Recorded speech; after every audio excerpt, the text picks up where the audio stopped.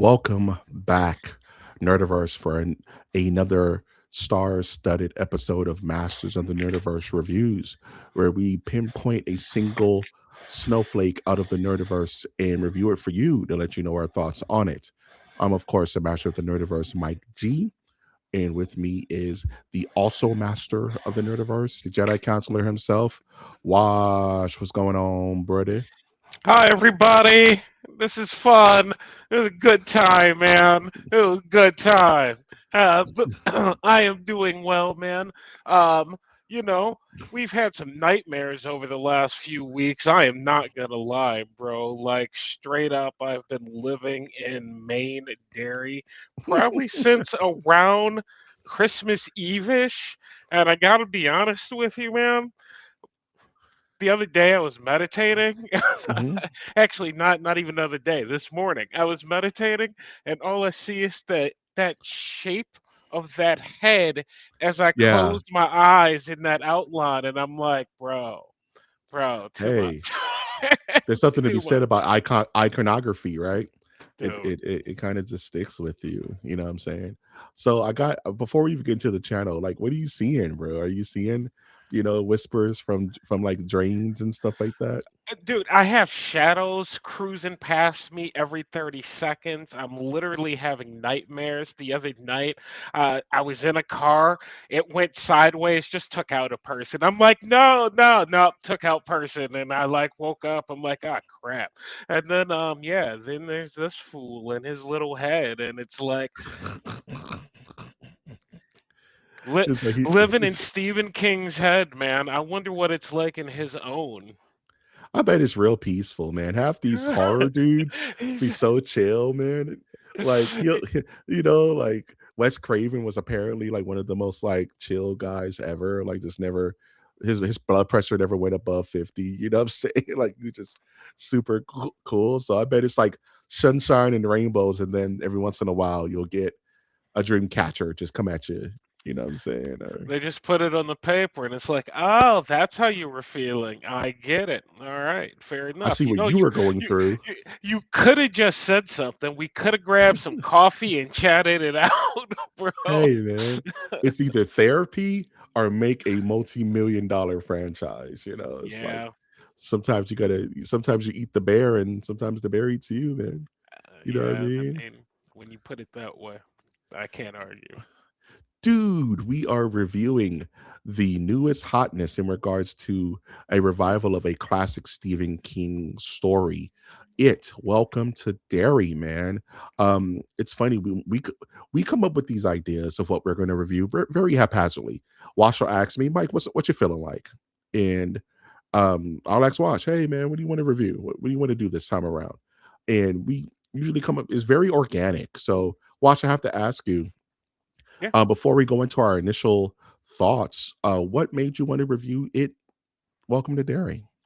Well, I was super excited for the series to begin with. I thought it was something that it did not turn out to be.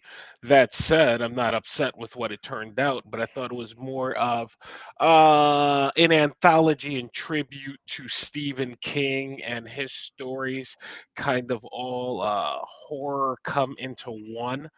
That said, we're growing adults, so we can't be wasteful with our time, and thus seeing as though it was not a short series by any No, means of the 10 word, episodes. each clicking in over an hour. So the man needed like more time and I'll get into it. But so I figured, yeah, let's give this a go. It certainly wasn't one of the worst of the year, at least in my opinion, for sure. But there were not, you know, as we talk about 2026 and or what's coming out, like there were not a ton of TV series last year that were like super hyped. You had Alien Earth, you had It, you had Shogun at the very beginning of the year that was coming off 2024. So yeah, let's highlight some horror that they decided to put in around Christmas. That's a very good segue into like just initial thoughts. You just kind of said it right there, right? Let's just highlight some good horror that we've been getting a lot of good horror lately. You know what I mean? I don't know if it's just the times. Usually, like political upheaval breeds beautiful horror. You should have saw what was coming out around 9/11. Geez, we got Cloverfield like right down the street from that. So when you say like, you mentioned Alien Earth, which was very good. I don't think it to be, and we'll talk about our just in further. I kind of like this more than Alien Earth, if that's Hmm. blasphemy. You know what I'm saying? Just because this, I would say, kind of stuck the landing. You know what And I mean? we have not talked about this at all, That's and what I was gonna say. Yeah. in any way, iteration. So all of this is fresh hearing, and so I'm kind of like, oh wow, all right, that's interesting. Yeah, because that kind of Take it goes into away, my man. No, no, no, it's like it goes into my initial thoughts because usually when me and Wash are excited about a show, like really excited, we talk about it every Friday, MOTN episodes Friday, 6 p.m. Pacific Standard Time. We will be like, "Man, did you watch Alien Earth?" "Yeah, man, this is crazy." We hang on the edge of our seat for it and are excited to talk about it every week. This one was kinda like, "Hey, man, you keeping up with it?" Wash like, "No, not really." You know what I'm saying? So I was just like, "Oh, okay." I was trying to, but I didn't watch it on the day. It was one of those like, "Oh, it's Friday. What came out this week? Oh, it came out. I'll double back and watch it." You know what I mean? It was a slow burn until it wasn't, until it really started to cook, and we'll talk about that as we go into our review. But yeah, my initial thoughts about it, just the idea of a Welcome to Derry was like, okay, who has more to say? Stephen King or the director of the most recent films of It Chapter 1, It Chapter 2. Help me out with the name of that director. Oh, I have the cast. I do not have the director in But you front know of what I'm me, talking though. about, right? Like Yeah, Maricelli, something Maricelli, you know what I'm yeah. saying? And he directed, and apparently he had more to say. And apparently he went and got the Andy blessing. Muschietti. Andy would have said, Andy Muschietti. Yeah, thank you so Muschietti. much. And he went and got the blessing of Stephen King, and Stephen King gave his input on where he thought it could go from here. But this series kind of takes really interesting turns and goes in directions that you don't think a sequel would.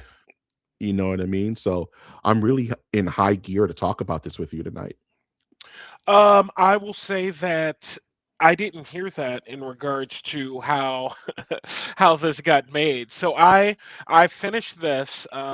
Let's say like a week ago. I wound up finishing this, and I wanted to wait till they all got together because I watched the first two when they came out, and they were so intense and they were so deep, Mhm. and it was just so much. It was like, no, this is more of a we just need to kind of get through this when we can get through it type of deal versus every week. Who needs to get stuck in the eye every damn week? I Mhm. don't necessarily need that. It's like, let me I pick don't my need that on my moments. heart, man. But what I just watched it part one and part two, and I'm also going to say it miniseries because I need to split those two somehow, and that also was a part one and part two. So I was getting confused in my research as everyone just kept saying it part one and two. I'm like, which Mhm. one, man? Which one? So as far as the movie version goes, I watched the movie version just yesterday. The second one, the newest one, 2017, 2019. And my thought is they gave this dude a ton of money to go like not only money and time. You Mhm. said he talked to Steven, there's more to be said. And being a huge fan of the miniseries, it's like, what is there to be said? Well, Andy went, here's what I'm gonna do. I got about 10 hours and I don't know, Yeah. dozens of millions of dollars, and yeah, we're just gonna live here for a while. So, yeah, we'll talk about if it was successful long term or not. But my initial thoughts, by the time I got to episode 7 and 8, I'm like, eh, Alien Earth coming in at 48 minutes, and we got a xenomorph on the screen. This thing's clocking in at 107, and Yeah. it's a bunch of kids talking. Like, what are we doing right now? How is this going? So, yeah, go on.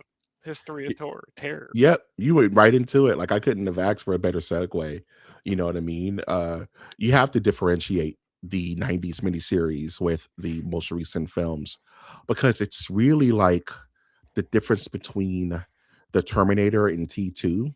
It's kinda how I feel about these 2 series, where the older school ones, yes, are scarier because I was around back then, and Tim Curry is the GOAT, we will never dispute that, but with that original series, the first one was excellent, they didn't stick the landing with the second one, right? With the older Losers Club, and I have to say, from my opinion, even with the most recent Andy Marticelli movies, the ones you just watched, I feel that the first one is iconic. That first movie is what set the tone for all of this whole It resurgence. But the second film didn't really stick the landing. You know what I mean? Like, it's almost like it was written like the DNA of that story wasn't solid enough to stick a landing. It doesn't matter who it is. And this series feels like a double back on that. Like I couldn't stick the landing with that second half of that story. Let's add to it to Mm. clean it up. You know what I mean? Let's give it another shot. I like that. Okay. Okay. I like that. I would say that stick the landing. I'd say that they got lost in that second one, in that adult Bill Hader. Like we got lost in all of the actual storytelling and creative like license. For whatever reason, they're like, time's up. You're out of money. Let's wrap this thing up. And so it just started moving at a clip and things were just randomly kind of happening. I will say that I also did not enjoy that second part two, 2019 version. I thought it was relatively weak. And I like how you say maybe that this is the redemption story of that, because it's like, all right, yeah, then you want to put it back on film because that first one was so good. It really was, and I'm glad you put these guys up on screen because I forgot what they looked like because it's been so long. But I was trying to remember them all through the first part one and two. And the only thing I kept asking myself throughout the movie, and I'm sure we're about to talk to Ick, welcome to Derry soon, but throughout the movie is did we really need almost in your T2 statement, did we really need a almost one for one remake of this movie? Like as an it fan, I was like, I don't know. Like I thought you'd do something new with it. Like everything down to the damn bike. It's like, what are we like? eh, All It's right, I tough. guess. Like, I guess I have to ask, did you read the book? Did you Uh, read it? long time Long ago. time ago, right? Same Long here. time ago. Like, when I was a Yeah. kid, one of the first horror books I ever read as a kid was Silence I've of the tried to Lambs reread it in this, you know? recently. In these last few weeks, I've been picking it up and getting back into it. But go on to your point. No, I just wanted to make the point of that it's hard to get every single nuance of a book on screen. It's almost Mhm. impossible, right? Because there's so much more room to breathe in a book than there is, let's say, in a 90-minute film, nevertheless a TV series. So I could see why they would try to give it another shot, just so they can add a little bit more nuance to the original story from the book that maybe the TV series still failed to catch. But even then, they failed because it's still not as enough to kind of slake that book. You know, that people always say the book is better. The book is always better. So it's like you can try 100 times and it's never going to be quite as good as what your brain makes when you read that book. You know what I'm saying? What you got me thinking about Stephen King novelizations to movies in general, and me wondering if the entire hook, because he runs a longer movie in general, if the entire hook is you must be in this world for an extended amount of time. Don't get me wrong, you have things like from Tales from the Crypt or that his short stories that I'm trying to think of off the top of my head, but And I'm not coming nightmares on and the phone. dreamscapes Yeah, and all that good things of stuff. that. You have the shorter ones, but the ones that have really like grandioso in scale, it's like those are longer, more in-depth flicks, and they keep you in that madness, and they don't really let you out, which is what Welcome to Derry did for me. By hour five, which is like somewhere around episode four, you're For like, so far, yeah. let let me out. I am going nuts in here. What are we doing? And it is just getting cooking. Like the crazy hasn't even started. So yeah, interesting. Very interesting. Speaking of let's get it started, welcome to Derry. right? Let's start talking about the series and just its approach to horror, right?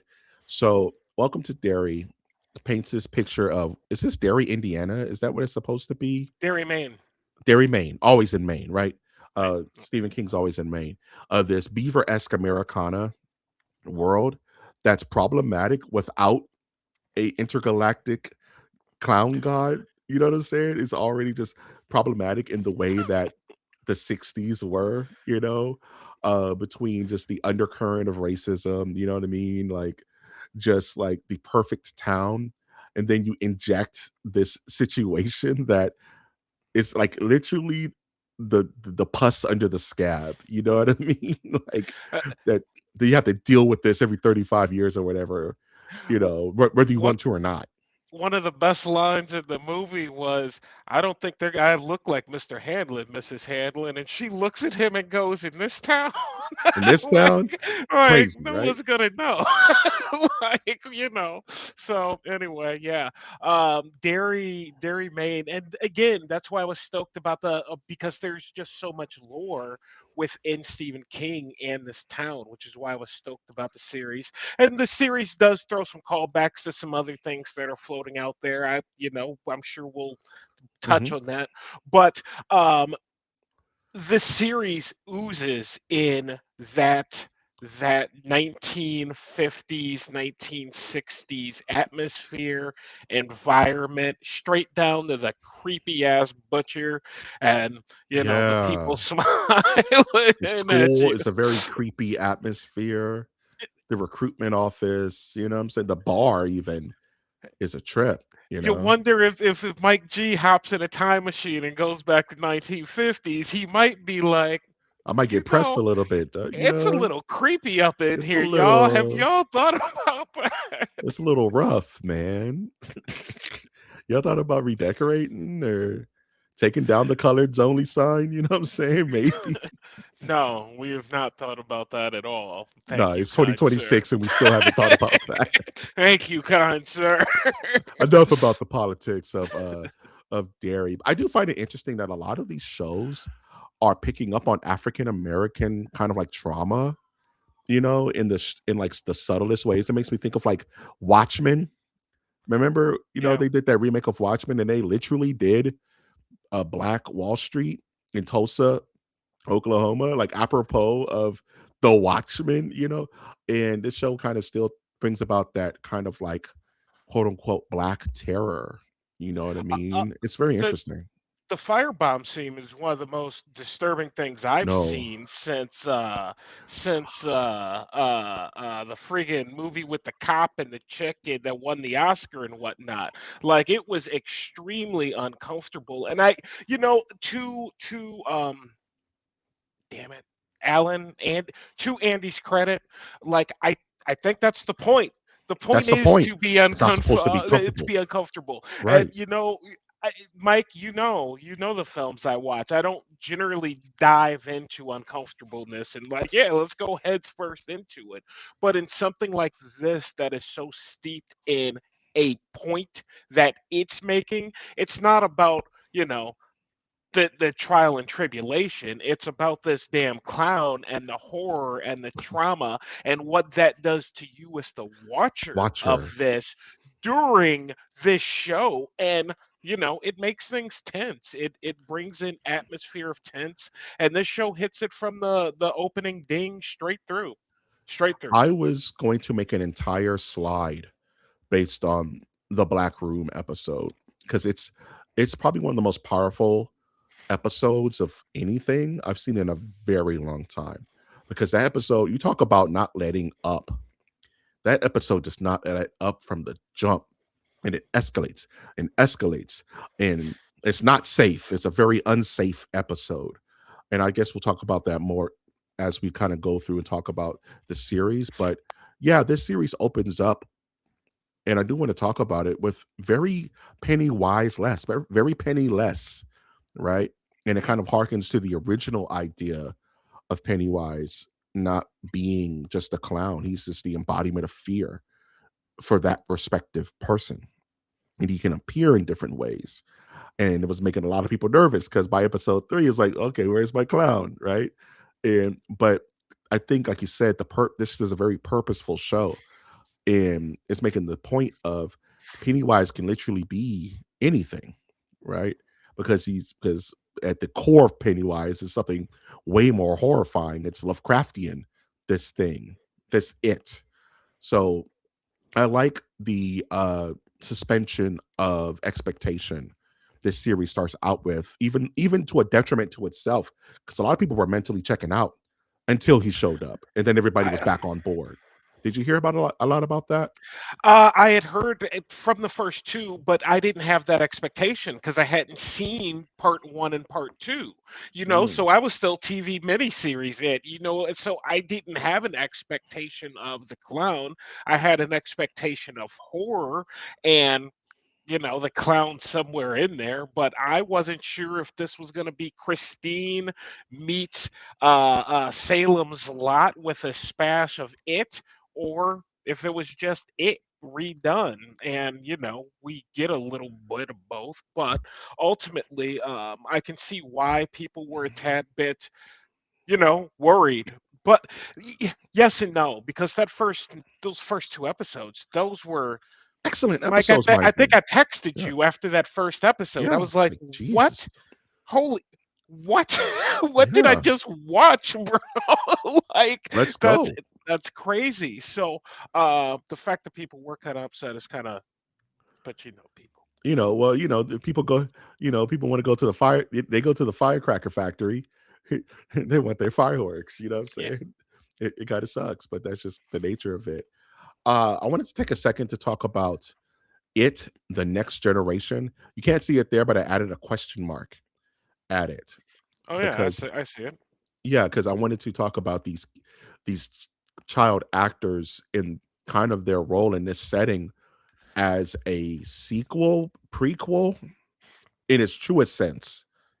You know what I mean? Just based upon when this takes place, and now that you've seen it, chapters 1 and 2, the redux, kind of the birth of this. Do you have a better appreciation of the roles these kids play versus the original Losers Club, or I no? have an appreciation for all people involved with casting on both these projects because as I like to say sometimes, Mike, these were some long days at the office, bro. There was a lot of just yelling and screaming and just acting like they're terrified, and these are kids. um Bravo, because you convinced me. As far as like the new generation, I like this generation. These kids for me, they they were more interesting than the other two iterations of kids just because they wrote them with a tad bit more depth. They Yeah, wrote them with a tad bit more inspiration. One guy's a astronaut physicist, the other guy's trying to get a plane. Like there's imagery there. It's not just we're riding our bikes having fun during the summer. We're kids. Um, the Lily Reinhardt, does an another one of amazing the job. dreams. Um, Someone was yelling Lily in one of my dreams, like after episode 4 or 5 for like a Nice. week. I was just hearing Lily. I was like, oh my God, please stop. It So, invaded your brain, dude. but she's her character's dealing with real issues. And these are not good or easy acting jobs to do, especially in a series that has so many expectations. So the next generation, I thought these kids were great. I was trying to figure out if I had a favorite. I don't think so, but I do have a question for you about Yes. these kids. Go on. Mhm. All right. If you could choose your summer it friends or your summer friend group, are you taking it the next generation with that last scene, or are you taking Skeleton Crew kids? Am I taking the loser squad? Ah, I'm taking I'm taking the next generation kids because spoilers, huge spoilers, they have paranormal assistants. I think they I think us with the God knife can pretty much survive any apocalyptic situation. You mean just to chill or like to live? No, I'm talking like, summer friends into the world coming. You did hear me say skeleton crew kids, correct? Oh, the Skeleton Crew kids from Star Yes. Wars. I thought you were talking about Yes. the Losers Club. No, No, these kids, man. yeah, These okay, you're I taking don't these kids these over the kids, skeleton no. crew. All The right. Skeleton Crew kids are garbage, dog. They barely figured it out. They bumbled their way to victory, dog. Don't get me started on Skeleton Crew. He's like, I'm taking the trauma club, bro. The trauma club's got my Yeah, back these things, all day long. man, they're about it, dog. They're about it. There was an entire episode of Skeleton Crew where the little girl's D battery was about to die and they couldn't figure out how to put it back in, dog. You know what I'm talking about? I'm Yeah, not I trust I'm know. not trusting them with my life, dog. No. All right. This squadron is about it. They've been through it, man. All these kids got the 1,000 yard stare. Yeah, we'll be all right. You know what I'm saying? That's funny. Amanda Christie, the person who owns the movie theater, the child, she's awesome. She ain't playing around. Nah, She's like, yo, nah. bro, The perfect look at the mess you example, done caused. bro. Like, look at this picture. 3 out of the 5 of them don't make it, right? Yeah. Like, and then there's a whole new bunch of like new generations that come, and some of them don't make it. So it's like this is really just like a culling of the most powerful children in Stephen King lore. You know what I mean? Because they go through it, like you said. You said her name was Angela. Um, And yeah, Angela Christie. Angela Angela, Christie. yeah, Amanda that, Christie, pardon me. Amanda. She makes it through the Amanda. entire series, mostly unscathed. And what I like about, like you said, the children in these roles are very seldom given any real meat of acting to do. They're usually like, we're children, you know what I mean? And they're just like bouncing around in like just either like a MacGuffin or either just like a window dressing for to be a threat that they're the threat of danger. And this series tells you like, yeah, these kids are in turbo danger. We're taking out kids episode 1. No one's safe. Your favorite character is not safe. And these kids demographic with their own parents, you know what I mean, or lack of thereof, speaks so much to, like you said, the development of their characters throughout this entire series and where everybody lands at the end. Like Richie was my favorite character in the original series, the original Losers Club. Richie's my boy. But seeing, quote, spoilers, his mom in this series deal with the same situation very differently. She got like, remember the episode where she got the freaking parasite eyes? And that Yeah, was dude. unnecessarily crazy, right? Yeah, dude. She had to handle it, I, and she handled it. She and handled she it pretty handled well. it. Yeah, it wasn't expecting it. I was like, oh, No, oh, we're not. This show is not for children. no. Don't let your kids watch this, please. If you're within the sound of our voices, wait till they're old enough to understand trauma, dog. But yeah, I think this generation, I applaud, and I love when they give like young actors opportunities to really shine. You know what I mean? And these kids killed it. Every single Yeah, one. Every yeah, single one. You know. absolutely, absolutely. And I think this, the the next generation, Welcome to Derry had something that was lacking in part 1 and 2, which is just that fear that kids were going missing. Like it was actually doing something. In part 1 and 2, it's kind of like, yeah, it's out there. Be afraid. Georgie Here, Georgie kind of sets the tone and then it kind of mellows out because those yeah, kids aren't really in any real danger. Here, you just don't know. yeah, You know what I no, mean? man. No, you're a kid, you turn the corner, you might start freaking out. You might start freaking out. Speaking of freaking out, I wanted to take a second to talk about the secret history of Derry. I thought this was probably my favorite part of the series is that they really went all the way back to why is this town so effed? You know what I mean? Why is it Derry? Why is it that this is home to Shawshank Redemption and it? And we'll talk about some more in the next slide. But did you find this kind of side of the story interesting? The whole kind of like Native American history with the Pennywise entity? I found I found that the how they have developed Pennywise, and not remembering the book, I don't know. I couldn't tell you specifically.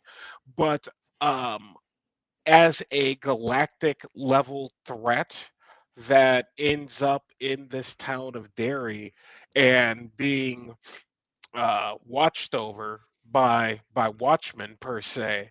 I thought that that was a very interesting twist to this horror genre that I did not necessarily see coming.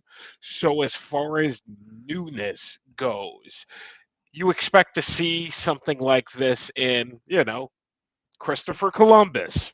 We're finding the Ark of the Covenant. You know what I mean? Like, whatever. You don't Very expect to Indiana see this Jones. having to do with it. Right. You expect to see this with like clowns killing people in like circuses and whatnot. So I like how they were able to position not only Derry, but Pennywise and set themselves up, although hard for me to see necessarily how, but to set themselves up with some type of legacy so that they have some time that they can work with. One of the other good lines in the series is when the tribal meeting wraps up per se, and the dude just stands up. He's like, all right, see you losers in 27 years, and he just Pretty walks much. out. And it's like, well, how does this whole thing work? You know what I mean? And that itself could make for an interesting show or two, because it's like, how does this, not everybody wants this responsibility. Are you freaking kidding me? Yo, Mike, come here, sit down. I need to tell you something, bro. 20 minutes later, you're like, I My didn't whole want to know world that. has changed. My whole universe has changed. You Uh, know, I'm responsible. Yeah, here. you I, and I us. don't. I Well, it's don't too late want now. this. You know, you already know. So See you in 27 years, stupid. And they do it so dryly. All right, what's the tally for this time? 14 kids. Not that bad this year. Not that bad this time around. So another 27 years, huh? All right, for those who won't be here, nice to see you. For those who will be here, later nerds. And it's like the most dry, almost like apathetic, like almost apathetic cabal of the entire series, where they're like, yeah, we have to keep this secret. There is a whole military side to this series, which I thought was the weakest part, because the military trying to literally weaponize Pennywise. It's like, you guys are crazy. Um, I thought of and Batman. yeah, you know what I mean. It's like, oh, we found a Lazarus pit. Let's poke at it. Um, in this intergalactic being. And my question for you, Watch, is that usually when they demystify the monster, they pull the drape back. And it's not just some unseen horror from a movie called Alien. It's a xenomorph that was made by a man named David and Prometheus. And everything about this thing other than his mom's name. It kind of takes away from the unspeakable cosmic horror that this thing used to have. Do you feel that way about Pennywise, as you know where Penny, and we'll talk more about Pennywise later, but does that idea take away from the horror of the character? The No, demystifying of the history? no, there is something uniquely terrifying about what Pennywise or it, whatever the real name, Abagath, whatever they called it, that fell from the sky. Pazuzu. Yeah, like, Doesn't matter. whatever the name is, there's something extremely ingraining and terrifying about how it decides to, because, and we'll get there, but it's not just out for blood, it's out to mess with you, Yeah. then have blood. It's like, oh, you don't want to be messed with yet? Okay, I respect Mm. that. I'll come back. We'll wait. And it's patient. And it actually did really get me thinking about our discussions in regards to things like Tomb Raider, Laura Croft. This specific monster probably could have taken care of because it came with like a rune or an artifact. But generally speaking, this is something you're gonna have to call Superman in for, man. Like Maybe like even not. or Like, like right? Like, especially when we talk about episode 7 and 8 when the fog rolls in and yeah, it goes, "Oh yeah, so all of this is now just mine." yeah. All of it's mine. I'm gonna do a slow expanse until it's all mine. Hey, guess what? We out of jail. Let's go. You know what I'm And saying? And so outside of this being a Batman scarecrow type thing, which it's not, these are just regular good old normal humans. It's like what happens when Scarecrow's released, bro. It's like nothing good. I mean, you don't have to look far to see what fear does to people. Imagine like an actual entity able to just poof it all over us. Yeah, Yeah. parallax, dude. Green in the Green Lantern Corps, there's parallax, the embodiment of fear. You know what I mean? Which is a physical thing that can touch you. And the idea that Pennywise is pretty much this fear god that not even that because it kind of learns that fear makes the flesh taste good. You know, it's like I've been eating this meat raw for eons, dude. Over here, man, I got the honey barbecue. I got the honey barbecue fear. You know what I'm saying? I got the honey barbecue All I humans. have to do is make them scream just a little Just a bit little bit. longer, a little bit Yeah. longer. Yeah. Time doesn't matter to a creature like me. I can take it. I can take as long as I want to get it just right. You know, and that's thinking, that's cognizance, that's scarier than some mindless beast running around the hillside. You know what I mean? It's calculating, and and what's even worse, it's specifically targeting children because their imaginations are stronger and their fear is higher. That sucks. And there's no That's rhyme or crazy. reason.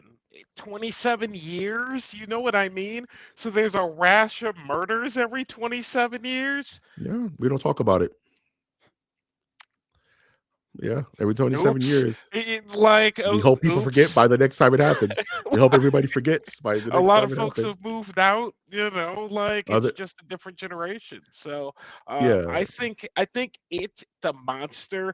I would like to see it like in an RPG character sheet. I'd like to see the stats on this thing. I really would. fuck D&D. Forget the Demogorgon, I want Pennywise, dude. Bro. Ah, I added this slide because I just didn't feel comfortable not talking about it, which is kind of like the King verse redux because there's been a couple of attempts to make a all-encompassing Stephen King universe. One was Chris, I think it was called Castle Rock, was a TV series where it was pretty much set like in Castle Rock, Maine, adjacent to Derry, next to Shawshank, where misery was happening and The Shining, and it was just all it's impossible, right? It's like there is no king, you know, Iron Man won't return in the King cinematic universe. You know what I mean? So you You kind of only got need what you want. one thread. You just need to find one thread which can thread it together, man, and make the needle work. So I applaud their efforts, but go on. Do you feel that this series found that thread in tying No, together the no, Shining no. We and could have used so much which more. You yeah had 10 hours and apparently dozens of millions of dollars. You could have thrown in some nods to uh, uh, Born in Dust, Turn the Lust, Born in Sin. Come on in. You could have thrown in some more Christine, some more Salem's Lot. There were no weird pets. How did we not get a weird pet in this movie at some point? So no. And so when it ended, I I paused. That's the first thing I did. I took a minute and I was like, damn. And then I was like, there's a season 2 coming? yeah What what in the mm, world are they doing with this? So going my hopes are high. My hopes are high that this is it still ultimately becomes because Mike, I didn't get the anthology Stephen King project in my head. Like I heard this at yeah the presentation pitch somewhere a long time ago when this thing was first coming out. So who knows? Maybe they move. I have no idea, but I wish we would have gotten a little bit more. Some more. Being the Star Wars nerd, I could have used a couple of more Easter eggs, a couple of more cookies to tie all the lore together, so that I could like go, oh, well, that's cool. Let me read about Dick Halloran. Yeah, It's so hard. Here's the thing. Here's my thoughts on it. It's so hard to not make a ship of Theseus when we're doing a series like this. You know what I'm saying? Because when does it stop being it? When does it start being the king verse, right? If this was called Welcome to Derry, the door is wide open. What does that even mean, right?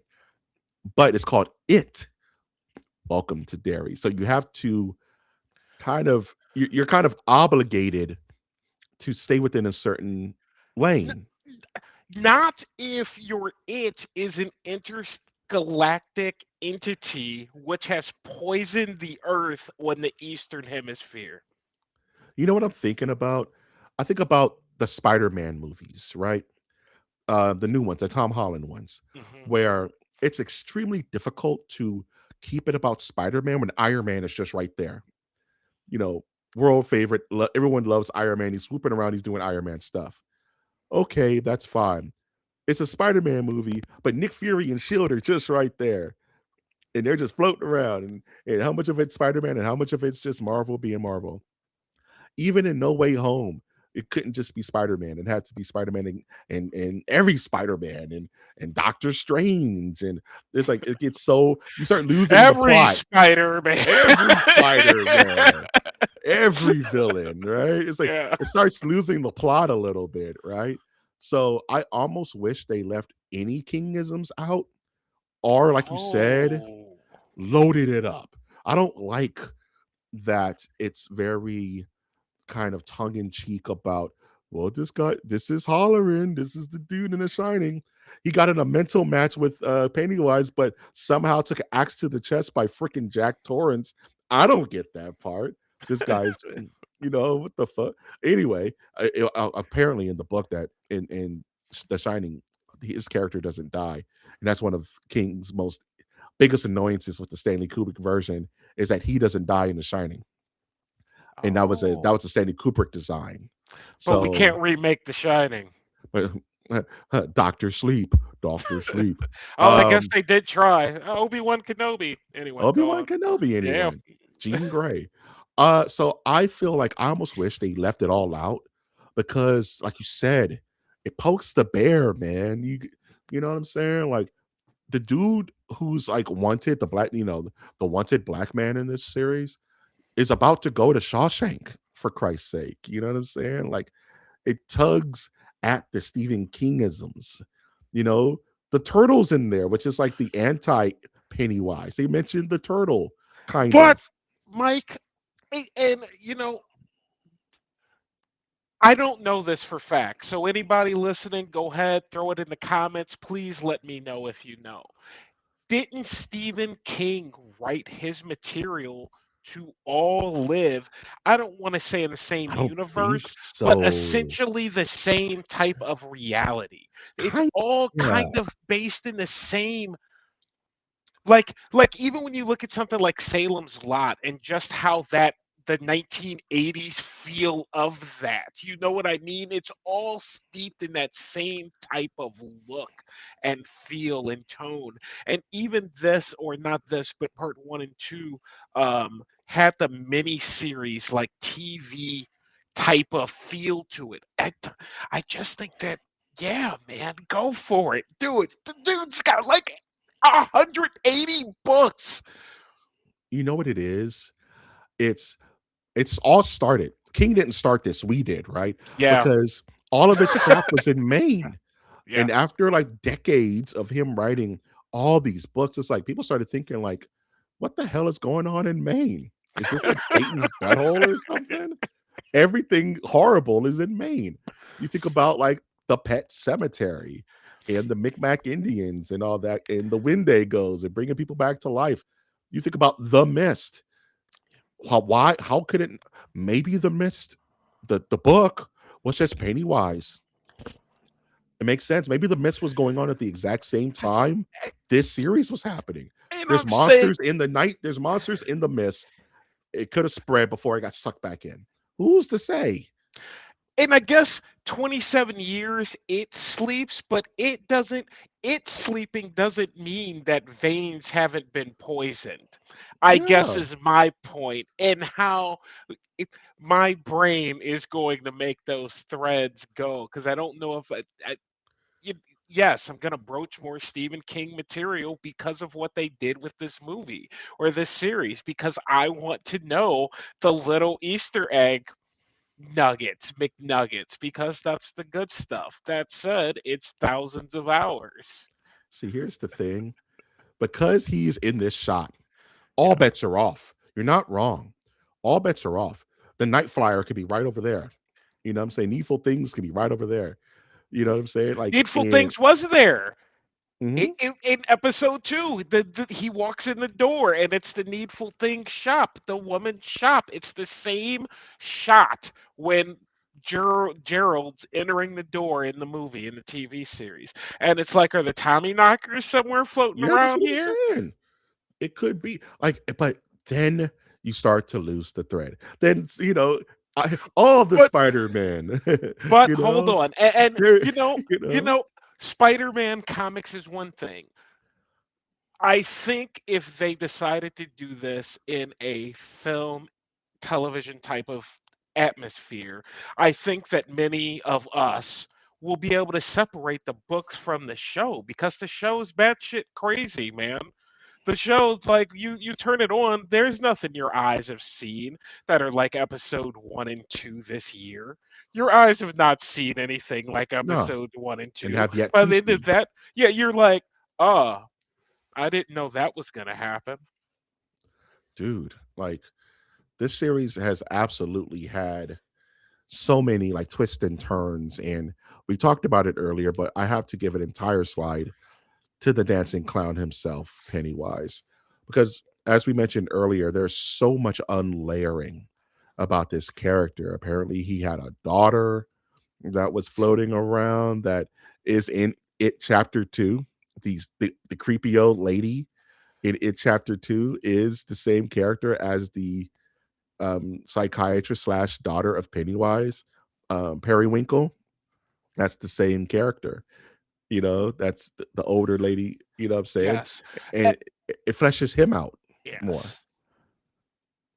You know what I mean? So, what are your thoughts on how they handled this character? Like I said, pulling back the veil. You seem to like the idea to flesh him out. Do you like the whole circus angle of Uh, things?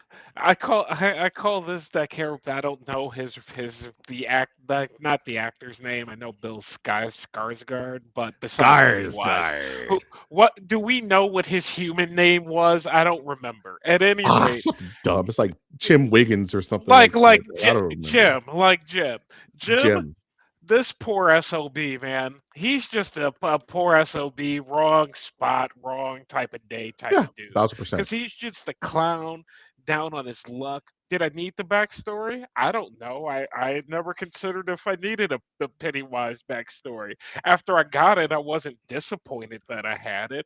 I I like the fact that, okay, he was a clown, used to play the big tent, and he went in the woods one day and And that something was it. ate him. That You was know what it. I mean?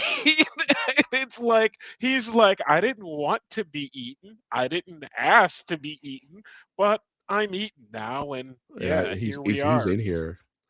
And It's so I funny. like the Yeah. development. Go on. No worries. That's cracking me up because he said like he didn't ask to be eaten, right? Like he didn't choose this life. He wasn't dabbling in the macabre, playing with like Ouija boards or nothing. My man was on a smoke break, dog. He was chilling, dog. And he just kind of happened. You know what it reminds me of? It reminds me of Terminator, where the dudes are just out front and butt naked. T-800 walks up. He's like, "Give me your clothes, your boots, and your motorcycle." No. Next thing you know, you're through a windshield because you said no to the Terminator. It's not your fault. You're just wrong place, wrong time. No, he even tried to get the kid out of there. He's like, "Go away, kid." You know what I Get out of mean? here, He's man. You he's bothering like, "I me. don't want to deal with you. I don't know what the problem is." He was just trying to mind his own business, and I think if anything, and I don't know if the series did it quickly enough necessarily, but I think splitting these two, how we always talk about Anakin and Vader, being able to point to Pennywise, it, and the human, the Yeah, poor SOB who got eaten, for me, that's very helpful. Because yeah. otherwise, it's like, why are we dealing? Why is it the clown? It can't be anything, but why the clown? Because kids liked him. Kids like That, clowns. that's it. That is the kids Yeah. like you. Come here for a second. Oh, okay. Let me talk to you. Okay. Next thing you know, you're Georgie and half your arms gone. Now your throat's all gone. Simple as that. There's no other rhyme or reason to that. You How do know, you feel about this galactic angle? I think it's tough. It makes you feel like you can't win, right? Like no matter what you do, you can't really win against. We are human beings with blood pressure and ABS and stuff like that, and we're being asked to defeat not even full adults, children. The younger versions of our flawed human selves are being asked to defeat a Lovecraftian Cthulhu like creature that really is shackled to our earthly plane because of the magics that were taken on back in the day. And it's limited. The Pennywise the Pennywise we see is a limited is a shackled version of what it really is, right? And you mentioned the three parts. You mentioned the human side of him. You mentioned Pennywise the dancing clown, and you mentioned what it is, you know. And it's almost like you are so lucky that I am bound to Derry, Maine, and I'm bound to this form, and I'm bound to 27 years because if I really wanted my way, this planet would just be gone. I'm that powerful. And he said, I am the eater of worlds. You know what I'm saying? But sorry, Genie, you're in the bottle. And we only let you out a little bit every 27 years. So I feel like the differential between it's almost like growth.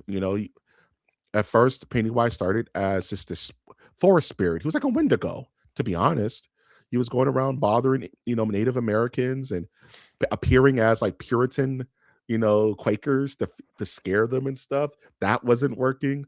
Then he kind of found Pennywise and Periwinkle and adopted that persona because that seemed to work for him. And though he changes all the time, very first episode, he's like some kind of deformed baby cherub you know. Other forms, he's Pickles, and the original series he turns into a werewolf. But he always goes back to the clown because he understands it's about the seduction of the innocent and then the destruction of the innocent. That's the most tasty for him. So he's like, I've been doing this for 70 years now. It seems to still work. Let's ride it till the brakes fall off. So he's going to stay in this form until a better form, appreciates. Maybe if he did it now, he would turn into an iPad or something.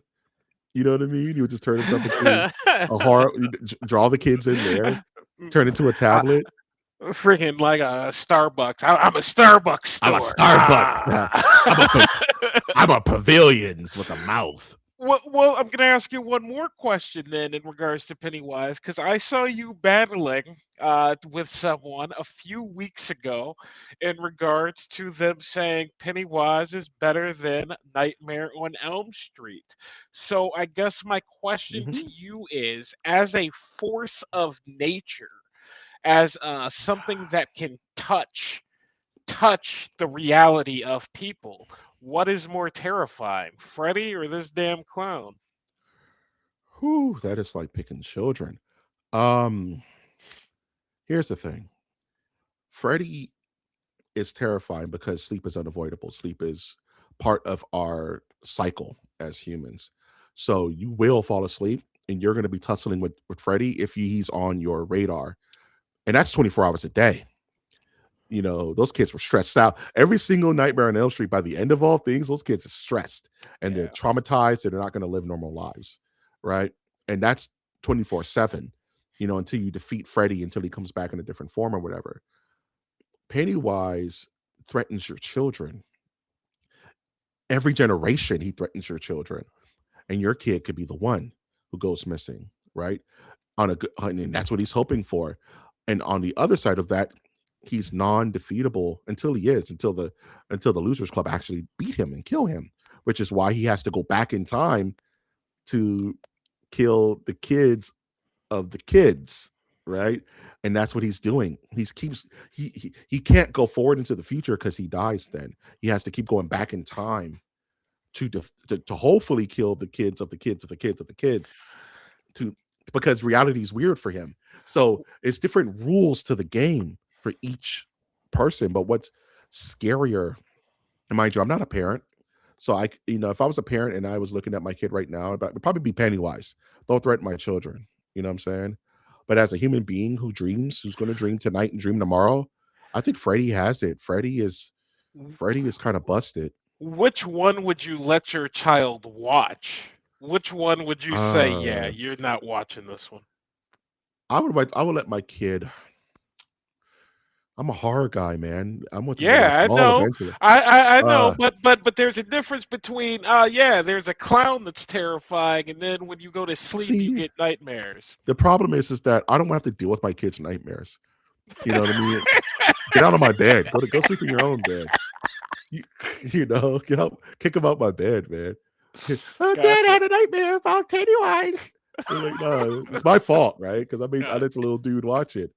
But I would rather have my kids laugh at Freddy Krueger and his bad '90s puns and bon appetit, bitch, and all that stupid shit versus very real 2026 Pennywise that the graphics are better. It's more like in tune with pop culture.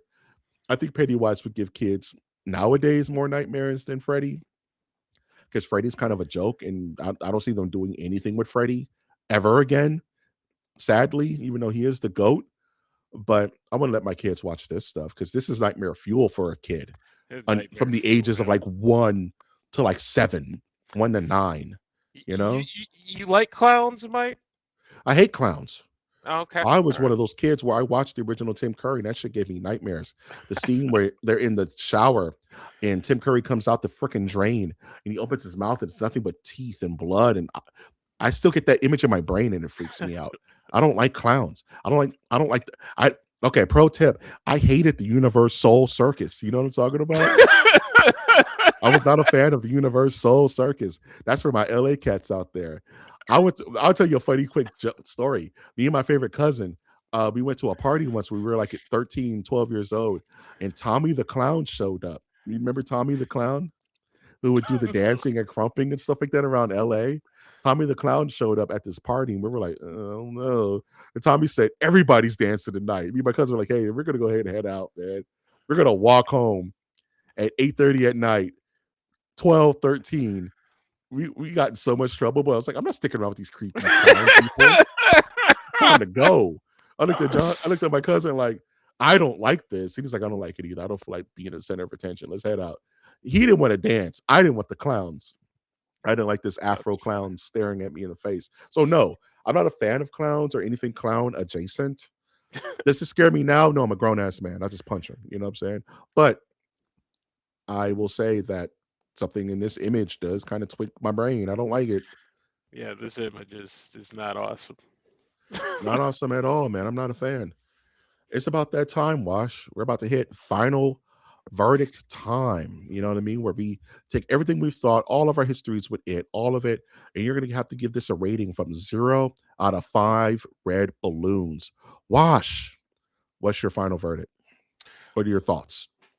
My final verdict and final thoughts, and let me take a quick gander just to make sure I did hit all my thoughts.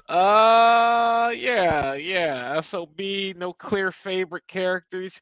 Yeah, so um here's what I'll say. It was a long show. Yeah. It could have been cut by 2 or 3 episodes and like 15 minutes each episode if they wanted. They did not have to keep us trapped here. That Mm, said, what they did do while we were trapped there, I do believe was successful, period. After looking at it, part one and part two, I think that this is the superior show. as a whole as compared to those two projects. Are you with me, Mike? Did I lose you, Mike? Are you with me?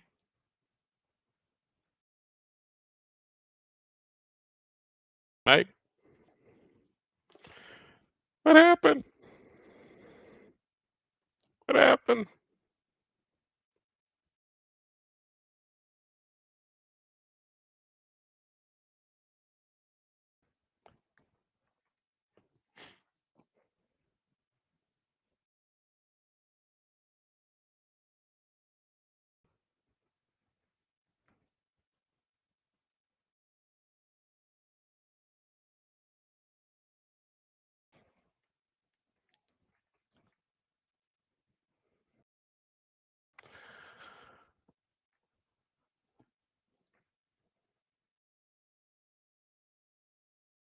So yeah, overall, I can't complain about in general with the show, and it is going to end up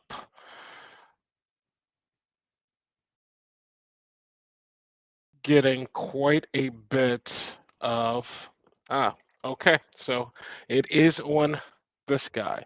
So yeah, so I really do think that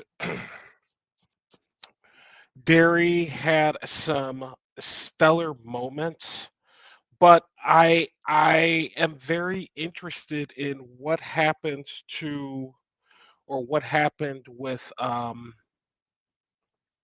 what will happen in part two, because they have not really left a ton of room, as Mike was alluding to, in regards to 27 years, go back, do the family, things of this nature. It's like you aren't leaving a ton of room to continue this story. So where does this story go next? Does this story end up going back to I uh sorry about that. no worries. I it's funny with these horror episodes, something always goes wrong. And I put my big foot out and I kicked literally kicked the plug out of my wall just Ah, sitting here. ah.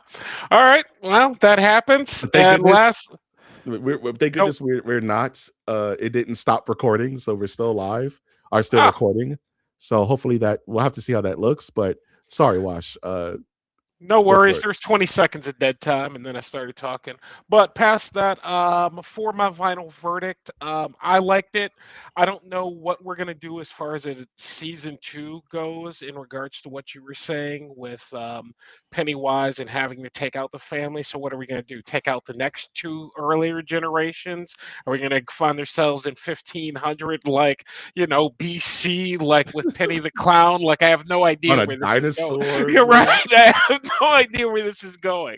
So my final verdict is 4 red balloons out of 5. That's pretty strong. Yeah. I didn't think you were gonna go that high on it. Um, it's interesting, like, just kind of like, do you take into the future of the franchise when you make your reviews? No. Like, where it could possibly go? No. Okay. No. Yeah. No, I'm giving this just a solid 4 out of 5 because it is genuinely, I don't want to say terrifying, but it is one of those things that doesn't leave you after you've watched a couple of episodes of it.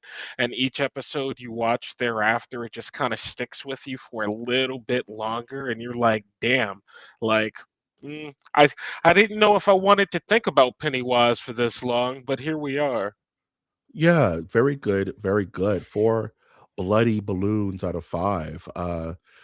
Final thoughts. I think this was a series that kinda didn't necessarily need to exist, but I'm happy it's here. You know, it's so hard to add on to timeless things like this. It chapters 1 and 2 is kind of timeless, right? And it's not serialized. There's going to be Batman stories forever. But if you tell me we're going to add on to the story of, let's say, RoboCop, or you know what I mean? I don't know. Like something that's like Indiana Jones, right? Like, geez, how are you going to touch that without Harrison Ford? How are you going to touch that without George Lucas, right? And it's like, do you even try? And it's the remake of these films kind of breathed new life into this franchise, and I'm out there to say breathe new life into Stephen King content because he's been kind of quiet, and his Mhm. last few books haven't really hit in regards to the translation to film. You know what I mean? Gerald's Game was pretty good on Netflix. I really liked Gerald's Game, but that didn't really take off the way I think they wanted it to. Um, and even earlier than that, Dreamcatcher. So to see a resurgence in the It franchise and to take this fresh but dated take, I wanted to say during our Welcome to Dairy section, but this is very Fallout-ish. You know what I mean? Like Rockwell painting kind of Americana turned bloody. And I like they kept that aesthetic, that 50s, 60s aesthetic, even when things were not so great in the 50s and 60s for certain people. Um, all that said, one thing I didn't mention was the performance of Skarsgård as Pennywise. I think he's really found his home in this character, and it's fun to see these actors revisit these characters that you could tell they really enjoy doing. You know what I mean? It's like Honestly, I think he had an easier day on set than everybody else because he actually got to move and like act. an Everybody else is act. just screaming in sheer terror and running around the room. And it's like, dude, yeah, y'all, I'm sorry. I do not set 32, take 32. Take Oh, 32. okay. I'm sorry, my voice is gone. That's okay. We recorded it. Boop. Just do the mouth movement. Do the Yeah, mouth movement. yeah, yeah. But Um, yeah. b- but if I had to give this a verdict, I don't want to be the evil judge, but I'm going to give it like a 3.5 out of 5. Ooh. Not almost like middle ground to me, only because, like I mentioned earlier, I almost didn't like the other kingisms in this series because it wasn't enough. Like you said, it just wasn't. And if you're going to do that, you go for it, right? But at the same time, if we saw Tommy knockers floating in the sky and you saw the gun from, you know what I'm saying? Like Freaking a Langolier go you saw cruising by. Langolier go You're like, cruising by. What the hell? You see the dark tower in the back, yeah, it gets too dumb, right? yeah. So even like creaking that door open with The Shining, creaking that door open with Needful Things, with Shawshank Redemption, it kind of dulls this very intimate story of this town in really like the further origins of Pennywise. Like you said, some of these episodes run a bit longer than others, where you start to feel it toward like, all right, we get the plot line. She's going crazy, but she's not. Okay. Um, and that's mostly coming from the parents because I think the kids were electric almost in every scene they were in. They were, like you said, they were given room to act and scream their heads off whenever Pennywise was floating around. I think the thing that really knocked this the most for me is that military angle of them Mm. trying to weaponize Pennywise and pretty much weaponize The Shining. So it makes you think like the government knows about Derry, right? Like like Pennywise is a nationally known secret. That's a weird angle. Like he's not the boogeyman. He is like documented somewhere in Area 51, But right? and this is to my point in what they're doing with this. Like they could all of a sudden, you know what I mean? You wake up tomorrow and it's like literally, oh yeah, Superman's going to Derry to save it, and you're like, Yeah, it just what opens up a comic crazy did you door. just make? And it's Yeah. like, why did you make this? And I don't know what they're doing. I don't know why they chose to do it in this fashion. But your questions are valid. They're valid. And yes would be my assumption. So Like, yes, yes. dot, dot, dot, right? I don't know. I just don't. And it makes me think about the mist, like the government. What the mist was the government opening portals to different places they weren't supposed to, and it opened the doors to the mist. And how did the series end? In a giant freaking mist that covered the entire town. You know what I'm saying?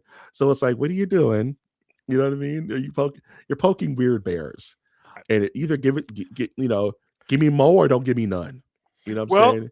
what do you think we get for season two? Because this, like, how do you do a season two if what you just said about, he go killing the kids, Richie doesn't live, so that it ends? What are we doing in season two? Okay. Like, what are we Based on the doing? logic of this series is that he has to keep going further back in time to try to fix the problem of the loser squad, right?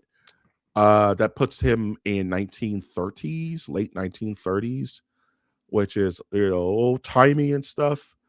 I If they delved back to the 30s, there's a lot you can do there. You can do like some World War I stuff, kind of in a weird But does way. that sound interesting to you after No, seeing what you just saw? You know what's no. coming. It needs to be What do compelling. you do? Like the Shining is still gonna float around. How do you tie modern kingisms to a like you said, we're gonna do go back in time to the Stone Age? I have And, no idea. I don't know. I Is have this no and idea. truthfully, if this was it, no pun intended, and they were like, "Okay, we're gonna kind of abandon this backwards time idea," I'd be okay with that because I don't want them to beat the dead horse, you know what I'm saying? Mm-mm. But if they're gonna do something like shoot it into the future, maybe he somehow figures out a way to survive past the 90s or whenever he was taken out by the Losers Club once and for all. Put it in modern times. A lot of people are so afraid to do modern. You know what I mean? Let's retreat back into the past. Robert Eggers refuses to make a modern film. He's going to make Nosferatu and the Vavitch, and he's like, I refuse to have cell phones and Priuses and stuff. But if they were to bring it into now, I think that would be an interesting take. Or even, you know what, go crazy. Drag him into the future. Make it 2525. It just how does the future deal with it? How does how does Star Trek universe deal with it? You know what I'm I don't saying? know. How does, let's say, Firefly deal with a Pennywise? I was thinking because What? Jedi is going to try and save the thing. Jedi is going to be like, Yeah. well, it's a sentient being, so we actually need to get it off So will the planet. And Starfleet. it's like, Starfleet who? will be like, can we talk to it? No. No, You're all gonna die. no. You Whose know? job is this? No. Starfleet's gonna try to talk to the damn thing. It's an intergalactic threat. So they're not just gonna immediately kill it. You're gonna No. get you're gonna get like you're gonna get Spock and Kirk to try to reason with the damn thing, and it's not gonna go their way. So I I'm giving it a 3.5 out of 5 just because I think there's some weaker parts of it.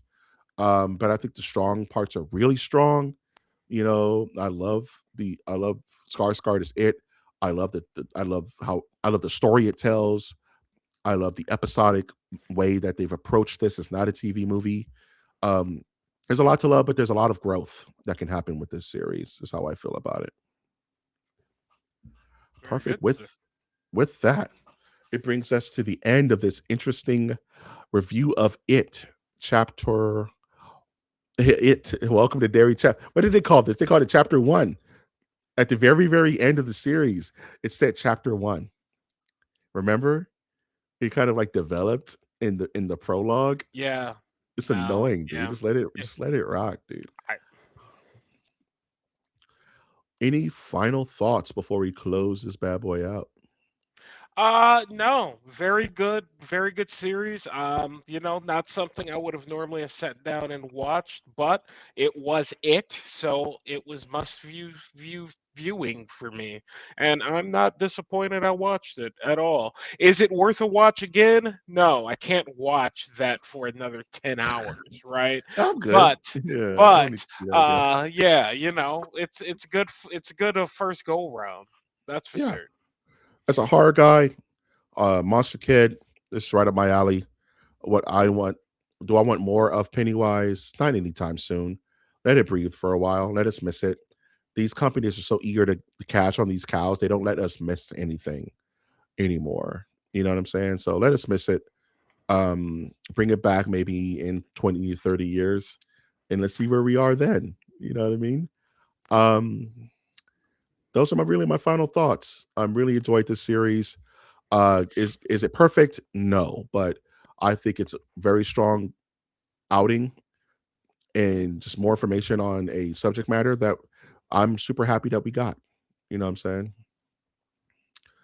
That being said, we're going to go ahead and close out this episode of Masters of the Nerdiverse Reviews. If you like this content, please remember to like our episodes on YouTube, on Spotify. Comment, let us know what you thought. Were we wrong about anything, right about anything? Are you happy about the intergalactic turtle that fights it kind of being mentioned? That's kind of crazy. Tell us about it and subscribe so that you're made aware when new episodes go live on the channel. I've, of course, been Master Nerdiverse Mike G. He's been Master Nerdiverse Wash. We are the Masters of the Nerdiverse. And we're going to go ahead and say MOTN out. Until next time, ladies and gentlemen.